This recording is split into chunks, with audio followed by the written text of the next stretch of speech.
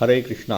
தெய்வத்திராச பக்திவேதாந்த சுவாமி ஸ்ரீல பிரபுபாதர் விரிவான பொருள் உரைகளுடன் அருளிய ஸ்ரீமத் பாகவதம் காண்டம் 3 பகுதி 1 பராமரிப்பு அத்தியாயம் 6 விஸ்வரூபத்தின் சிருஷ்டி பதம் 32 விசோவர்த்தந்த தஸ்யோர்வோர் லோக விருத்திகரீர் விபோஹோ வைஷ்யஸ்தத் உத்பவோவார்த்தம் நிருணாம்ய சமவர்த்தயத். மொழிபெயர்ப்பு: அனைவருக்கும் ஜீவனோபாயமாக உள்ள தானிய உற்பத்தியும் பிரஜைகளுக்கு அவற்றை விநியோகித்தலும் பகவானின் பிரம்மாண்ட ரூபத்தின் தொடைகளிலிருந்து உற்பத்தி ஆனது. இதை நிறைவேற்றும் பொறுப்பை ஏற்றுள்ள வர்த்தக பிரிவினர் வைஷ்யர்கள் என்று அழைக்கப்படுகின்றனர்.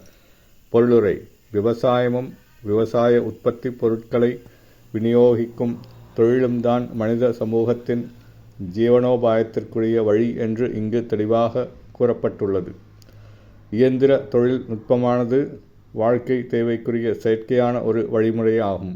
குறிப்பாக பெரிய அளவிலான இயந்திர தொழிற்சாலைகள் தான் எல்லா சமூக பிரச்சினைகளுக்கும் பிறப்பிடமாக உள்ளன.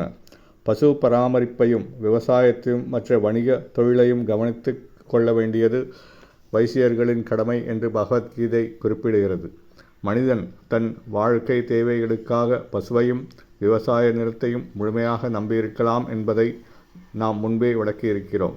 போக்குவரத்து மற்றும் வங்கியில் கொடுக்கல் வாங்கல் விவகாரம் போன்றவைகளின் மூலமாக உற்பத்தி பொருட்களை பண்டமாற்று செய்து கொள்வதும் வைசியர்களுக்குரிய கடமையே.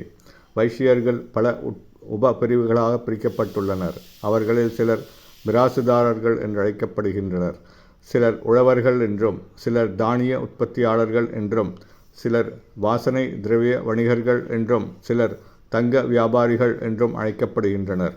பிராமணர்கள் ஆன்மீக குருமார்களாகவும் போதகர்களாகவும் இருக்கின்றனர். சத்திரியர்கள் பிரஜைகளை துஷ்டர்களிடமிருந்து காப்பாற்றுகின்றனர். வைஷ்யர் உணவு உற்பத்திக்கும் விநியோகத்திற்கும் பொறுப்பாக உள்ளனர். அறிவற்றவர்களும் சுதந்திரமாக செயல்பட முடியாதவர்களுமான சுத்திரர்கள் முன் குறிப்பிட்ட 3 உயர் பிரிவினருக்கும் உதவியாக இருந்து தங்களுடைய வாழ்க்கை தேவைகளை தேடிக்கொள்ள வேண்டும். முன்பு பிராமணர்களுக்கு எல்லா வாழ்க்கை தேவைகளும் சத்திரியர்களாலும் வைசியர்களாலும் அளிக்கப்பட்டு வந்தன. ஏனெனில் வாழ்க்கை தேவைகளை தேடிக்கொள்ள அவர்களுக்கு நேரம் இருக்கவில்லை. சத்திரியர்கள் வைசியர்களிடமிருந்தும் சூத்திரர்களிடமிருந்தும் வரி வசூலிப்பது வழக்கம். ஆனால் பிராமணர்கள் எவ்வித வரியையும் கட்ட வேண்டிய அவசியம் இருக்கவில்லை. அத்தகைய வாழ்வுமுறை மிகச் சிறந்ததாக இருந்ததால் அப்பொழுது அரசியல், சமூக மற்றும் பொருளாதார கிளர்ச்சிகள் இருக்கவில்லை. எனவே ஒரு அமைதியான மனித சமூகத்தை ஏற்படுத்துவதற்கு வெவ்வேறு வருணங்கள் அத்தியாவசியமாகும். ஹரே கிருஷ்ணா.